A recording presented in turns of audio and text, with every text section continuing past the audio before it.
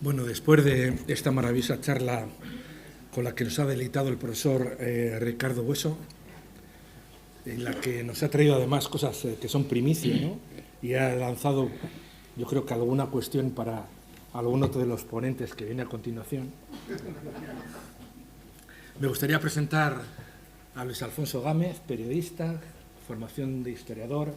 Durante muchos años te tocaba bailar con todo lo que tenía que ver con ciencia en el periódico El Correo, también es muy interesante. Tienes una página web, Magonia, donde cada X tiempo nos deleitas también con cosas interesantes, ¿no? También tienes esa columna que se llama Paparruchas. Sí.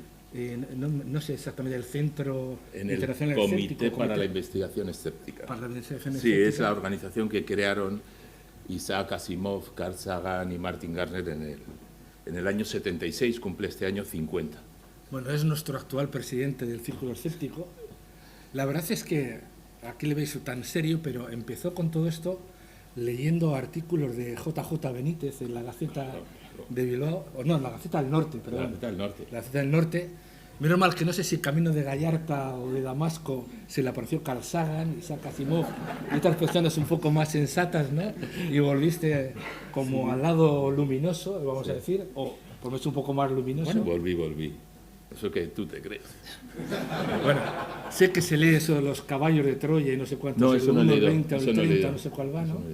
Eso no he leído. La teología light no me interesa. Bien. Y ahora vas a recoger un poco el guante ese, ¿no? Que, Sí. que te ha lanzado por un lado el profesor Ricardo Bueso y por otro el presidente Obama, Sí.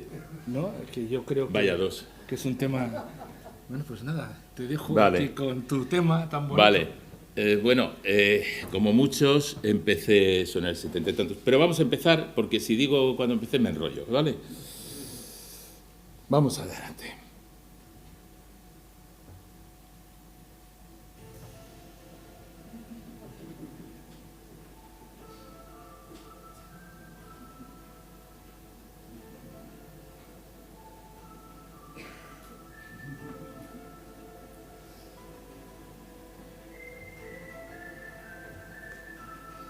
Esta imagen es real, no es un montaje, pero sí es un montaje. Es una imagen de la confluencia de las calles Montera y Gran Vía en Madrid en 2016, en enero, cuando va a estrenarse la primera temporada de miniserie, 10ª temporada de Expediente X. Expediente X es una serie que los que aquí tenemos, veo que aquí todos tenemos una edad, si le preguntas a un chaval de 20 años te dice, bueno, ¿y eso qué es, no? Expediente X fue una serie que tuvo 9 temporadas, que alimentó la teoría de la conspiración, que creó Chris Carter con la idea de poner a un par de investigadores, el agente Fox Mulder o Mulder el siniestro, que es el que tienen ahí a la derecha, y la agente Dana Scully del FBI, agente especial que es forense. Mulder el siniestro cree que lo paranormal existe. Su lema es I want to believe, quiero creer, pero a la vez su lema es I want to believe, pero con pruebas. Entonces se pasa 9 temporadas buscando las pruebas. Y Dana Scully es una forense escéptica, es el contrapunto. Lo divertido es que en la vida real eran lo contrario. En la vida real, la actriz Gillian Anderson era muy creyente y Duchovny era muy escéptico. Duchovny, y esto le cuento como chismorreo, fue compañero de habitación en la universidad de uno de los mejores periodistas científicos que ha habido en Estados Unidos, que es un periodista del Washington Post, que tiene un magnífico libro sobre extraterrestres. Bueno, en esta serie, que alimenta la idea de que algo pasa ahí fuera, de que hay alienígenas entre nosotros, la pregunta que se hace es la pregunta que yo voy a hacer hoy y voy a intentar responder es la siguiente. Con la foto de El Fumador, que es el personaje siniestro de la serie, que en inglés lo llaman también Cancerman. Sí, es verdad, en inglés lo llaman Cancerman. Y el actor también, William B. Davis, canadiense, actor de teatro, muy reputado, es escéptico. Estas cosas pasan, ¿eh? Bueno, ¿nos han ocultado algunos gobiernos la verdad sobre los ovnis? Según una encuesta recientemente hecha pública por la Fundación BBVA, el 28%, 1 de cada 3 españoles, creen que los extraterrestres nos están visitando y que los gobiernos nos lo ocultan. Según esa misma encuesta, 1/3 de los españoles creen en la astrología. Según esa misma encuesta, 1 de cada 5 españoles no cree que se haya alunizado. Y podemos seguir contando cosas disparatadas. Pero bueno, eso quiere decir que los españoles, y pasa lo mismo con los estadounidenses y con todos los europeos occidentales, creen que puede haber algo ahí fuera. Y claro, hay veces que pasan cosas como esta, que un día determinado, de hace una semana, resulta que todos los medios enloquecen con el presidente Obama diciendo que los extraterrestres existen, pero no los tenemos en el Área 51. Vale, en concreto dijo esto. Are aliens real? They're real, but I haven't seen them, and they're not being kept in, what is it? Area 51? Area 51. There's no underground facility, unless there's this enormous conspiracy, and they hid it from the President of the United States. What was the first question you wanted answered when you became president? Where are the aliens? Where are the aliens? Vamos a ver, es lógico que uno haga esta pregunta. El domingo pasado yo estaba viendo una larga película y al acabar la película me encontré con un mensaje de correo en un chat de periodistas, de veteranos periodistas vascos. Y me preguntaba un amigo, ¿qué piensas de lo que ha dicho Obama? Y yo decía, ¿qué ha dicho Obama? Hice un poco de búsqueda por internet y dije, bueno, no ha dicho nada nuevo. Seguramente lo que ha querido decir, que es lo que luego se dijo, lo que ha querido decir es que, porque los medios estaban diciendo, Obama dice que los extraterrestres existen, como si estuvieran aquí, como si nos hubieran ocultado la verdad. Lo que ha querido decir es que el universo es muy grande, aventuré, y que puede haber vida extraterrestre, pero que no tenemos pruebas. Claro, la mención al Área 51 pone automáticamente a todo el mundo en alerta, y ya me imagino a muchos periodistas del llamado misterio diciendo, bueno, Obama habla del Área 51, no es nada nuevo. Vayamos a la Casa Blanca a diciembre de 2013, en la entrega de los premios más reputados a un artista en Estados Unidos, que son la entrega de los premios del Centro Kennedy para las Artes Escénicas. Y pasó esto. Now, when you first become president, one of the questions that people ask you is, what's really going on at Area 51?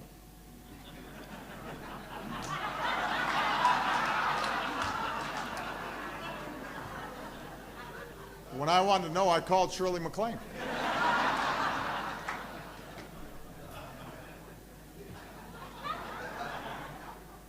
I think I just became the first president to ever publicly mention Area 51. How's that, Shirley? Bueno, para los que no lo han visto bien, en un momento determinado dice que cuando uno le nombran presidente, lo primero que le preguntan es ¿qué pasa realmente en el Área 51? Y dice Obama, 2013. Cuando me pasó esto, yo pregunté a Shirley MacLaine. Le preguntó a Shirley MacLaine porque Shirley MacLaine es una chiflada de la nueva era. Creen los extraterrestres, la reencarnación, el espiritismo, la vida más allá de la vida, el poder de los cristales y todo lo que se nos ocurra, ¿no? Y acaba mamá, ¿qué te parece esto, Shirley? ¿No? En plan cachondeo. Bueno, entonces Obama reconoce el Área 51, pero ¿nos han ocultado los gobiernos la verdad? Vayamos con una historia. Todo esto empieza en ese volcán, es el Monte Rainier, es el techo de Estados Unidos, es el techo de las montañas Cascada, está en la costa occidental de Estados Unidos, y en ese volcán de 4.000 y pico metros de altitud, el 24 de junio de 1947, un señor que llevaba su avioneta, Kenneth Arnold, era un vendedor de equipos de extinción de incendios, vio una cosa rara, estaba buscando los restos de un avión militar accidentado, por el que ofrecían $5.000 de recompensa, cuando vio 9 objetos que volaban en formación y se desplazaban como platillos sobre el agua. Nosotros diríamos como piedras planas cuando las lanzas en un río o en un estanque, como asaltos. Esos 9 objetos en formación, aquí tienen al amigo Kenneth Arnold con su avioneta. ¿Y cómo los describió? Los describió como una especie de boomerang con una punta central, ¿no? 9 objetos en formación que volaban así. Pero esos 9 objetos en formación se convirtieron en la prensa, en vez de 9 objetos de forma de boomerang que volaban como platillos cuando los tiras sobre el agua, en 9 platillos volantes. Esto es lo que vio Arnold. Fíjense la diferencia entre la ilustración del libro que escribió con Raymond Palmer, un tipo que ya de por sí tiene una historia aparte, porque es uno de los inventores de los platillos volantes, a pesar de que a la gente de la ciencia ficción le moleste, editor y director de revistas de ciencia ficción. Sin la ciencia ficción no se entenderían los platillos volantes. Eso es lo primero que hay que decir. Y Arnold vio un boomerang, pero se convirtió en platillo. Ahora sabemos que lo que Arnold vio, o creemos que lo que Arnold vio, fue una bandada de pelícanos, o algo parecido. Ojo, todos aquí nos creemos muy listos, a mí no me engañarían los pelícanos, yo les pillaría, pero no somos tan listos. Viendo a los aves a una cierta distancia, como le pudo pasar a Arnold, pudo ver que se reflejaba la luz en las alas y pudo ver algo parecido a una cosa que vieron muchos españoles en el año 2020. A lo que sucedió el pasado viernes durante este informativo y que ha dado mucho que hablar en las redes sociales. De Milán, Beppe Sala, ha amenazado con volver a cerrar esta zona de... Ocurría durante una conexión con nuestro colaborador en Roma, Darío Menor. Un objeto volador, por ahí lo ven, atravesó el cielo en mitad de su intervención. Enseguida empezaron a surgir todo tipo de teorías en las redes sociales, incluida la de un objeto extraterrestre. Bueno, pues les vamos a contar lo que ha pasado realmente. Casi a la misma velocidad a la que cruzaba el cielo el objeto luminoso, se propagaba la noticia de su aparición en las redes sociales. Multitud de mensajes se hacían eco del supuesto avistamiento de un objeto volante no identificado sobre Roma y el Vaticano. Poco después, canales especializados en fenómenos paranormales de todo el mundo informaban sobre lo ocurrido en la conexión en directo. ¿Se trata de un ovni de origen extraterrestre? Los más atrevidos aventuran sus conclusiones. Es una prueba absoluta de que los extraterrestres están muy interesados en la ciudad eterna. Nuestro colaborador nos da su versión desde el lugar de los hechos. Sobre este cielo es donde sobrevoló supuestamente el ovni, aunque se trataba de una gaviota, que están particularmente agresivas en esta época porque están criando. Desde que empezó el confinamiento se han multiplicado los avistamientos de ovnis, quizás porque somos muchos, con mucho tiempo, para mirar al cielo. Bueno, me imagino a mi compañero y amigo Darío Menor riéndose. Yo cuando lo escuché y vi la primera imagen no tuve ninguna duda. Es decir, vamos a ver, una nave extraterrestre en mitad de Roma y nadie lo ve. ¿Y cómo vuela? Bueno, pues eso es lo que puede pasar, ¿no? Pero Arnold vio esos pelícanos, pero los vio con forma de boomerang, lo que cuadra muy bien con forma de boomerang, con un apéndice, ¿no? Con unos pájaros. Pero como los describieron como platillos volantes en los periódicos, la gente empezó a ver platillos volantes. A la izquierda tienen la gráfica de los días que se empiezan a ver platillos volantes, con el máximo, ese pico máximo que está truncado alrededor del 9-10 de julio, es decir, 15 días después del avistamiento del 24 de junio de 1947. Y el titular, todo el mundo ve platillos volantes. Para hacernos una idea de la invasión, veamos cómo pasó con una pequeña animación. Fue así, del primer avistamiento hasta el 15, fíjense cada día cómo van multiplicándose los platillos, y los platillos invaden el mundo, invaden Estados Unidos para el 10-11 de julio. Todo el mundo habla de platillos volantes en la prensa estadounidense. Esto es una imagen de un folleto publicado por Kenneth Arnold días después, en la que se ve la cantidad de recortes de prensa de platillos volantes. Y de repente llega el día gordo. Llega un día, el 9 de julio del 47, me parece que es que no veo bien, en el que el Roswell Daily Record publica que han capturado un platillo volante en la base aérea de Roswell.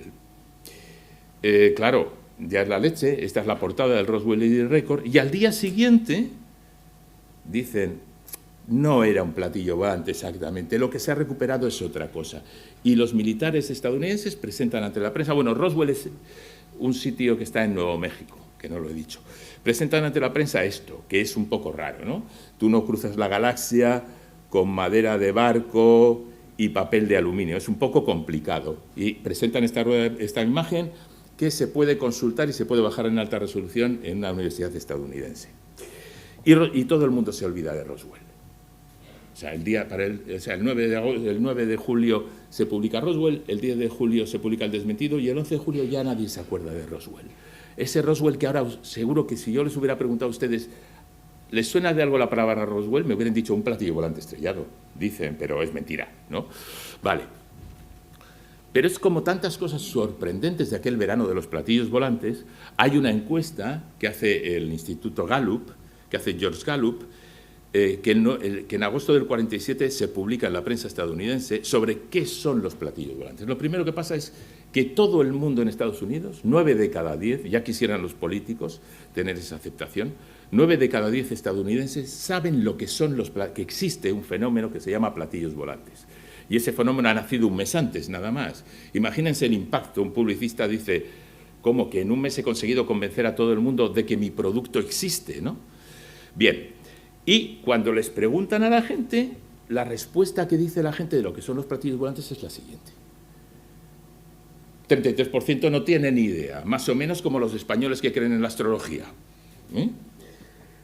Un 29%, más o menos como los españoles que creen que nos visitan extraterrestres, dice que son ilusiones ópticas. Un 15% armas de su país, un 9% fraudes, un 1% armas soviéticas, y lo que no aparece por ningún lado son los marcianos. Nadie piensa de marcianos detrás de los mandos de los platillos volantes en agosto de 1947. Pero los platillos volantes siguen apareciendo y el 7 de enero de 1948 un piloto de la Guardia Nacional de Kentucky, capitán Kenneth Arnold, muy jovencito, va siguiendo un objeto con su escuadrilla que han dicho que está encima de la base de Gorman, va siguiendo, sus compañeros se retiran porque no tienen oxígeno, él lo sigue y al final aparece su avión, su caza estrellado. Los ufólogos en sus libros han contado durante muchos años que es la primera víctima de la ufología, que le pasó, que se acercó muy pronto. Ahora la sospecha, desde hace muchos años, y es más que sospecha, es que el capitán Mantell falleció cuando perseguía un globo. Claro, puede parecer una tontería, pero los globos científicos no son los globos de juguete, ni siquiera son los globos aerostáticos para volar y subirnos de excursión.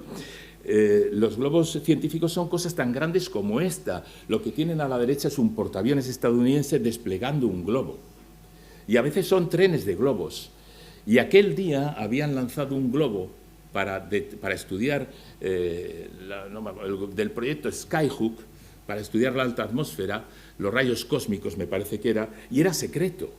Y entonces el ejército estadounidense no dijo nada, se ha muerto siguiendo un platillo volante. Yo me callo, bueno, para gente que los platillos volantes tenían cualquier forma, ya ven, eran circulares y todo, ¿no? Pero, para ver de dónde viene la conspiración, tenemos que ver la primera película. Y la primera película de platillos volantes, los platillos volantes llegan al cine en 1949 con un serial que es Bruce Gentry, el indómito de los cielos o algo así, en el que los platillos volantes, hay un tipo que va dando puñetazos a todo el mundo y persiguiendo con coches. Y los platillos volantes son el arma de un malo que se llama el grabador. Por el grabador, porque también esto es muy sofisticado, porque graba en cinta magnetofónica sus amenazas y las manda así, ¿no? Y los platillos volantes en esa película acaban, digamos, explotando. Y la primera película de platillos volantes en pantalla grande es The Flying Saucer, que es una película horrorosa, de la que dicen que lo mejor son los paisajes de Alaska, en la que también los platillos volantes son un ingenio que ha inventado un científico estadounidense en Alaska y por cuyo control están peleando estadounidenses y soviéticos. Pero todo cambia y los platillos volantes se convierten en extraterrestres cuando todavía está en los cines de Flying Saucer. Cuando un señor, que lo tienen aquí, que es el mayor Donald Keyhoe, expiloto de los marines, expiloto de aviación, publica un libro, que es Los platillos volantes son reales, que dice, a ver si les suena, 1950 hablamos, que dice que seres de otros mundos visitan la Tierra, que la exploran desde hace décadas, que han intensificado su exploración tras la explosión de las primeras bombas atómicas y que el gobierno nos lo oculta. La base de la conspiración es esa. Roswell, y ya tenemos la conspiración. Y tenemos los libros de platillos volantes. Todos estos libros de platillos volantes, esta es una pequeña muestra, hay miles de libros de platillos volantes, de libros estadounidenses y españoles. El de Centro Flying Saucer es uno de los primeros libros escépticos, escrito nada menos que por un prestigiosísimo científico y profesor de la Universidad de Harvard, Donald Menzel, para que vean que los científicos también se han ocupado del tema, o tenemos aquí en el Centro OVNIS un debate científico, coescrito por Carl Sagan y que reúne las ponencias que hicieron en el 69 en la Asociación Estadounidense para el Avance de la Ciencia sobre los OVNIs, a la vez otro de... Bueno, en todos estos libros, miles de libros desde 1950, que se publica el primero, hasta 1980, no hay una sola mención a Roswell. En este libro, Los platillos volantes al ataque, de Harold T. Wilkins. Y en esa mención a Roswell, Harold T. Wilkins solo dice que hubo una historia en la que se aterrizó un platillo volante en Nuevo México y que se lo llevaron oficiales del grupo de bombarderos atómicos 509 de la 8ª Fuerza Aérea de Estados Unidos. Nada más eso. 30 años de bibliografía OVNI, una cita para decir, y además para decir, pasamos a las cosas importantes, hemos hecho el intermedio de Roswell que no vale para nada. Bueno, es que el 509, el grupo de bombarderos atómicos 509, no era cualquier cosa, era el único grupo de bombarderos atómicos que había en el mundo, era el escuadrón del Enola Gay. ¿Y dónde estaba estacionado el escuadrón del Enola Gay? En Roswell. En el aeródromo de Roswell, cuando ocurrió el incidente Roswell. No les estoy diciendo con esto que lo que se estrellara fuera un bombardero nuclear ni una bomba atómica. Ahora les voy a contar lo que era, pero antes, veamos, en una de las obras, Compendio de la Ufología, la Enciclopedia de los OVNIs, de Ronald Story, que es una obra extraordinaria, Roswell no tiene ninguna entrada. Está publicado en 1980, luego quiere decir que la acabaron de hacer en el 79. Roswell no tiene ninguna entrada, no existe. Hay una entrada sobre el fraude de Scully, que no se refiere a Dana Scully, sino a Frank Scully, un periodista de la revista Variety, y hay otra entrada sobre cuerpos de alienígenas o cuerpos humanoides recuperados de objetos estrellados. Pero Roswell no aparece para nada. Nadie cree en Roswell en la ufología en 1980. Es más, la entrada de Scully se refiere a ese libro de portada tan chula de abajo, que es Detrás de los platillos volantes, en las que, no sé si se lo creyó o simplemente hizo negocio, Frank Scully cuenta una historia de cómo dos tíos, que sí eran estafadores reconocidos, le cuentan de que el gobierno ha rescatado platillos volantes estrellados. Pero ese libro no tuvo recorrido, es decir, nadie se creyó ni siquiera en su momento que tuviera algún tipo de recorrido. Y entonces llega 1980. Llega 1980 y se publica este libro, El incidente Roswell, en inglés, por Charles Berlitz. Ya ven que ocupa casi, el nombre de Charles Berlitz ocupa, va un tipo de letra casi tan grande como el título, y William Moore.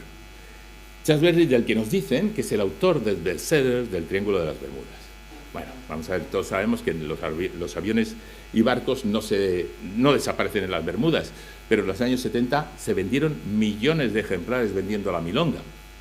Charles Berlitz y William Moore vendieron luego otro libro, Experimento Filadelfia, Proyecto Invisibilidad, diciendo que Estados Unidos había desarrollado un sistema de camuflaje y había hecho desaparecer un destructor, no me acuerdo qué base, cuando el destructor estaba en realidad en otro lado, todo no cuadraba, no era un montaje. Pero fíjense en el detalle de la traducción española, la versión española del libro, que es de 1982. ¿Ven algo peculiar? Venga, que estoy hablando mucho. No sale Roswell, porque Roswell en el año 80 en España, 82 en España no era nada, pero es que en Estados Unidos tampoco. Esta es un fotograma de una serie muy irreverente, Drifting the Rift, una serie de dibujos animados canadiense de una cuadrilla de zumbados que van en una nave espacial, un extraterrestre que parece un moco verde, una robot que es Six, que juega con robot sexual, que detrás de la que van todos, otro tipo estúpido, una galería de personajes peculiares que seguramente hoy sería imposible de dar en la televisión. Si la ven por algún lado es divertidísima, es muy muy loca. Bueno, pues en un momento determinado nuestros protagonistas se estrellan en Roswell y se dan con este cartel: bienvenidos a Roswell, actualmente conocido por nada. En 1947 nadie conocía a Roswell, era un poblacho en Nuevo México. Pero después de que publican el libro Charles Berlitz y William Moore, resulta que en Roswell se ponen en marcha el negocio. Y el negocio de Roswell se publica un libro al mes, un libro al año aproximadamente, o más, durante muchos años, y se crea un festival en Roswell, un festival extraterrestre, que tiene lugar en la primera semana de julio. Entonces, fíjense, los carteles. Ahora está de capa caída el Festival Extraterrestre de Roswell. Gente que ha ido esperando encontrarse. A mí me hubiera gustado ir en la época buena, porque la gente iba disfrazada por la calle de alienígena y todo eso. Pero tienen un museo ovni.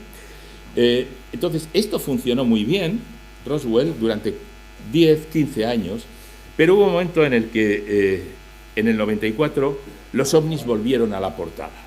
Y salieron en la portada de New York.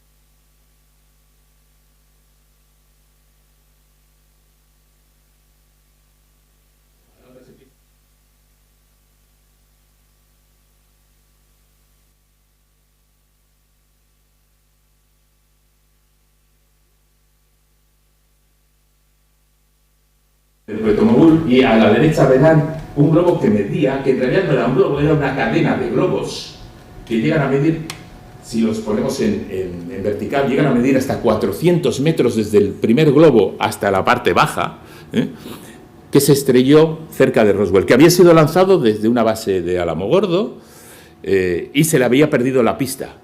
Se lanzó, se perdió la pista ese globo, los investigadores que trabajaban en él eran de la Universidad de Nueva York, se pierde el globo, lo recuperan en el rancho ese de Roswell, dan el parte a la base aérea y la base aérea lo recupera. Era un proyecto secreto. El proyecto Mogul lo que pretendía era detectar las ondas de la primera explosión nuclear soviética. Siempre nos olvidamos de que los ovnis surgen cuando los soviéticos y estadounidenses están en lo más alto de la Guerra Fría. Y eso hay que tenerlo muy en cuenta. Sabemos que fue eso, se ha liberado toda la información. Evidentemente, los ufólogos, los señores que viven de la música del misterio, dirán que hay algo que no se ha liberado, y siempre que se libera información dicen, pero queda más, ¿y cómo sabes tú que queda más, no? Eso es una cosa, eso sí que es un auténtico enigma. Entonces diríamos, ¿es un caso resuelto? ¿Roswell se ha resuelto por fin? No. Vamos a ver, los buenos misterios ni se crean ni se destruyen, solo se transforman. Bueno, sí se crean, pero solo se transforman, nunca se destruyen.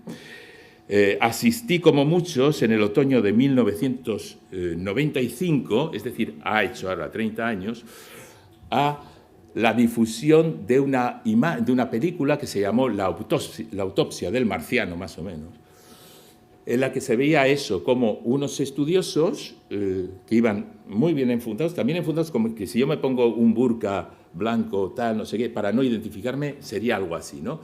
Están haciéndole la autopsia a ese cuerpo de la derecha. Están haciéndole la autopsia. La compró en España una televisión, los derechos de emisión por una millonada, y vimos ese vídeo en la que es un vídeo muy tosco, en la que tú dices, vamos a ver, tengo el primer cadáver extraterrestre en la Tierra de la historia. ¿Cómo lo puedo grabar? Vamos a ver, lo puedo grabar con unos tíos tapados la cara en absoluto, con una cámara en blanco y negro, y además que se mueva mucho y no muestre detalles. Y dices, sí, hombre, claro, o sea, es que así haríamos todos, ¿no? O sea, tenemos un extraterrestre y lo que hacemos es, mira, voy a coger, en vez de sacarle con un iPhone, le voy a sacar con una cámara Kodak portátil o Instamatic de hace 50 años para que salga mal, ¿no? Pero claro, eso no importa. En la ufología eso nunca ha importado, ¿eh? Nunca ha importado. Y estos fueron titulares de la revista española Año Cero. Alto secreto, mostramos las primeras fotos del extraterrestre. Ponen primeras fotos entre comillas, pero no el extraterrestre. Es muy sintomático, ¿no? Y Roswell 47, conspiración, ¿por qué ocultaron al mundo la evidencia extraterrestre? Si alguien las quiere, tengo las revistas, son maravillosas. Publicaron reportajes como estos. El secreto mejor guardado. Los extraterrestres capturados por Estados Unidos estaban vivos. Y luego jaque a la ciencia. Desde el primer momento, los que ya en aquel entonces estábamos interesados por este tema, hubo gente que habló con expertos en efectos especiales, hubo gente que habló con médicos y biólogos, y todos decían lo mismo: eso es un muñeco. Eso es un muñeco, está todo grabado, eso lo hacemos nosotros con goma y eso lo hacemos tal, ¿no? Bueno, no, pero el autor de estos reportajes, Javier Sierra, que igual les suena a ustedes de algo, decidió que eran extraterrestres. Y publicó un libro que se tituló Roswell, secreto de Estado, con el extraterrestre por medio, donde decía que eran extraterrestres, y además él había hablado con un físico, Stanton T. Friedman, que durante mucho tiempo fue el físico de los ovnis, que decía que eran los extraterrestres de Roswell, y que qué casualidad, el transistor se inventa justo después de Roswell. Tecnología inversa, hemos pillado el transistor de los aliens y lo hemos inventado nosotros. Bien, Javier Sierra ha publicado el mismo libro, porque es el mismo libro, tres veces. La original, otra en 2013 y otra en 2024. Yo le entrevisté cuando había presentado otro libro, y me dijo que había cambiado en la de 2013 su dictamen sobre la película, que obviamente para él era auténtica y todo. No era verdad. En lo de 2013 lo que añadió es lo que todos sabíamos desde el principio y confesaron los autores. La película se hizo en Londres, participaron en ello expertos en efectos especiales que participaron en series como las de Max Headroom y en películas como la de Charlie y la fábrica de chocolate.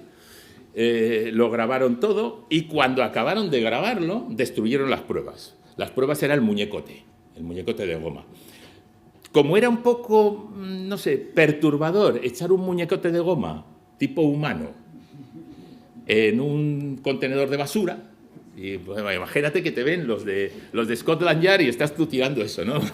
a la trena. Lo que hicieron fue desguazarlo, lo destrozaron y fueron tirando aquí una pierna, aquí una mano y aquí la cabeza. Pero además lo sabemos, o sea, lo han contado ellos y lo han firmado. Bueno, pues en el segundo libro, en la segunda edición de su libro, a todo lo que cuenta no hay ninguna variación, y al final añade: han confesado que era un engaño. ¿Será una conspiración todo esto de los escépticos que crearon la película para luego desacreditarnos a los ufólogos? Por Dios. Y en la tercera, que también dicen que es nueva, añade otro apéndice sobre toda la tontería de los últimos años, desde 2017, de los fenómenos anómalos no identificados y el Pentágono, que ya les adelanto, otro día podríamos hablar de ella, es todo mentira. Pero una mentira muy divertida. Bueno, pero Roswell funciona, y los platillos volantes estrellados funcionan, y todos lo tenemos en la mente. Esta es una foto que saqué yo en noviembre en una boutique, en una tienda de ropa del centro de Copenhague. De repente, esto se veía desde la calle, y les dije: ¿puedo entrar a sacar la foto?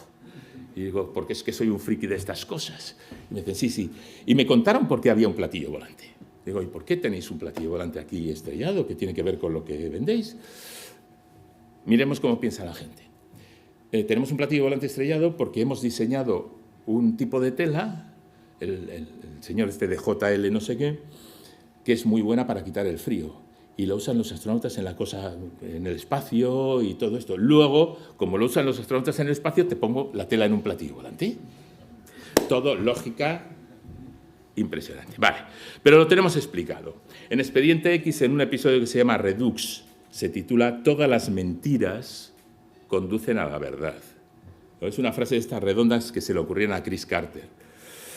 Podemos decir, sin embargo, que todas las mentiras que hay en la ufología, o que ha habido en la ufología, esconden la verdad. Y esconden la verdad no para los ufólogos. Recuerden que hemos preguntado al principio: ¿los gobiernos nos ocultan la verdad? Vamos a ver si llegamos a la conclusión de que nos la ocultan. Desde que surge el fenómeno OVNI, hay un primer panel, el Robertson, pagado por la CIA, en el que están, entre otros, Luis Álvarez. Luis Álvarez es un físico, premio Nobel, Proyecto Manhattan, y codescubridor de la teoría por la cual los dinosaurios se extinguieron tras el impacto de un meteorito hace 66 millones de años, junto con su hijo Walter, geólogo. Entonces, Luis Álvarez participa en ese comité y a la vez hay otro comité en 1969 que elabora una cosa que se llama el Informe Condon. El Informe Condon, el panel Robertson analiza todas las evidencias de ovnis que tiene el Estados Unidos desde el 47 hasta el 53, que no son muchas, pero ya son algunas, y el Informe Condon analiza toda la información recogida por el Proyecto Libro Azul, que no era secreto, pero era un proyecto militar, de investigación de casos ovnis entre 1947 y 1969. Lo dirige Edward U. Condon, que es un físico reputadísimo en su momento y uno de los padres de la mecánica cuántica. Bueno, pues Edward U. Condon admite el ser director del proyecto Condon, del informe Condon, de analizar eso, a pesar de que le dicen sus colegas, te vas a meter con los platillos volantes. Si dices que son ciertos, mal. Si dices que son falsos, te van a atacar por otro lado, peor. Pero él, como buen científico, dice, si hay algo real en el fenómeno OVNI, quiero descubrirlo yo y quiero ser el que lo cuente.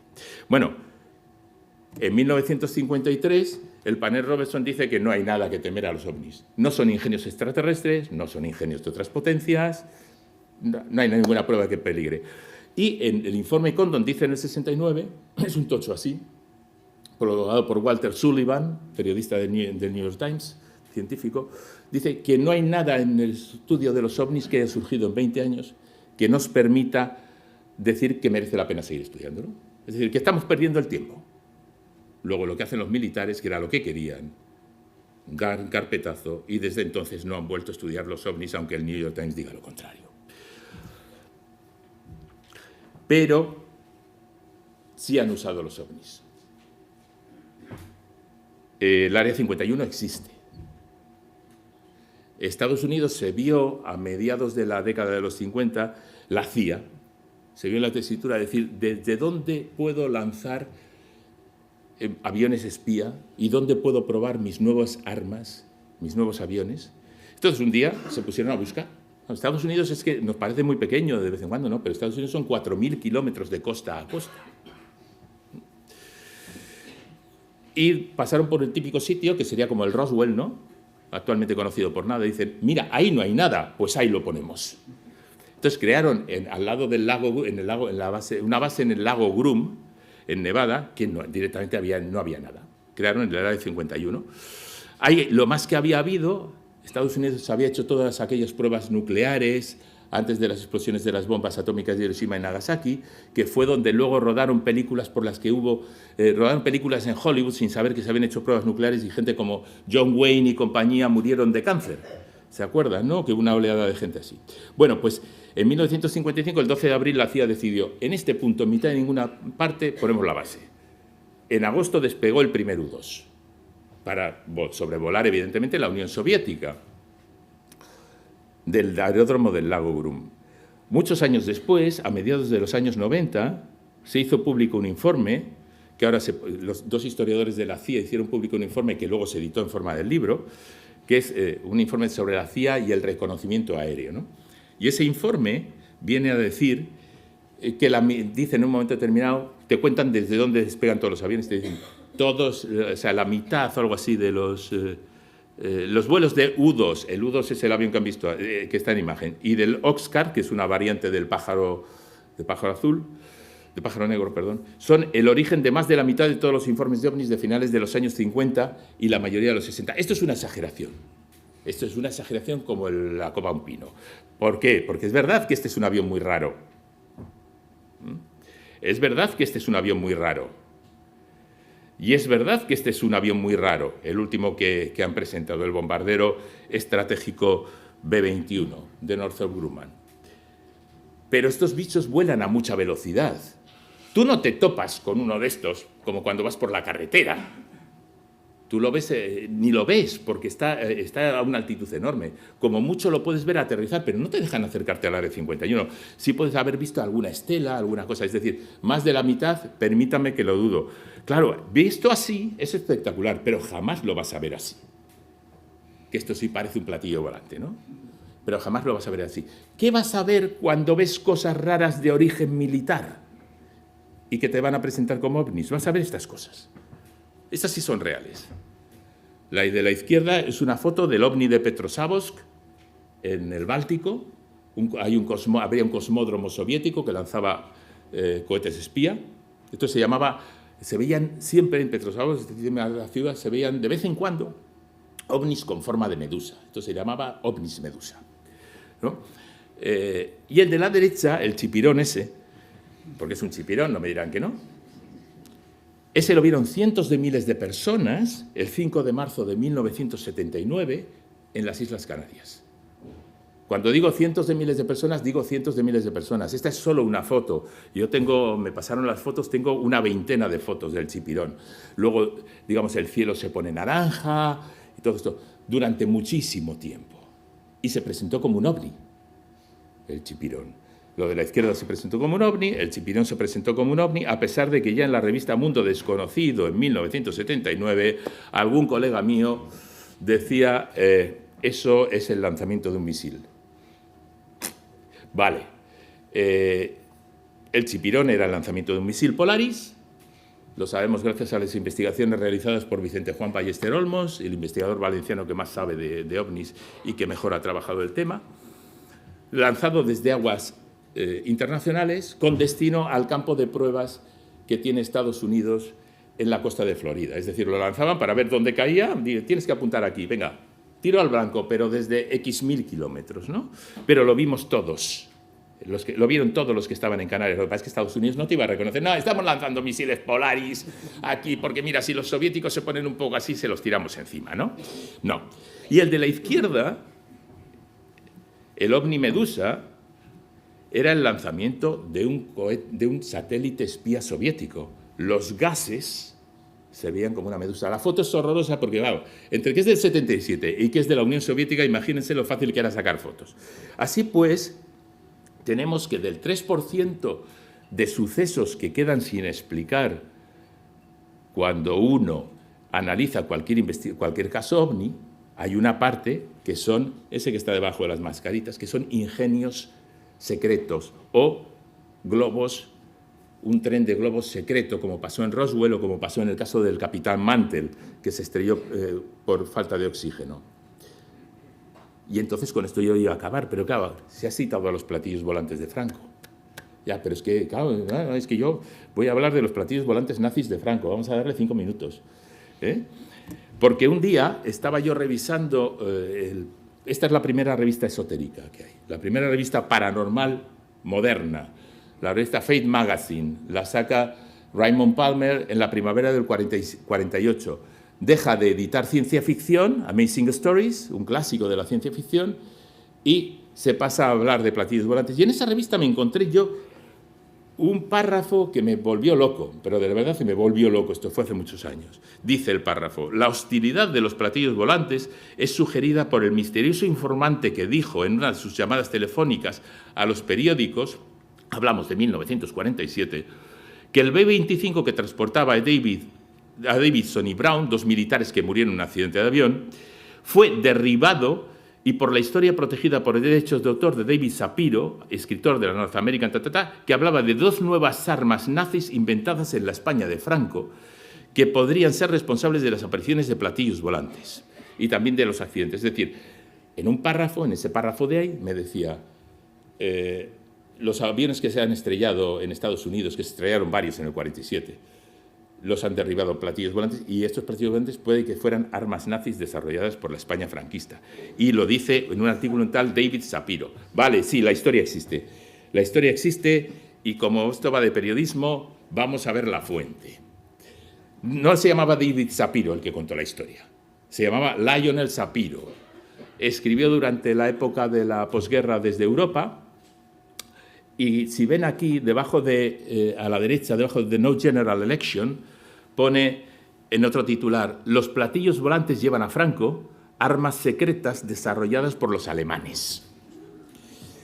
En esa historia, que es una historia de un consorcio periodístico que se publica en muchos periódicos, pero esta es la portada de Gazette de Montreal, de portada del 4 de noviembre del 47, cuando todavía nadie sabe qué son los platillos volantes. Lo que nos cuentan es básicamente una trama muy Casablanca.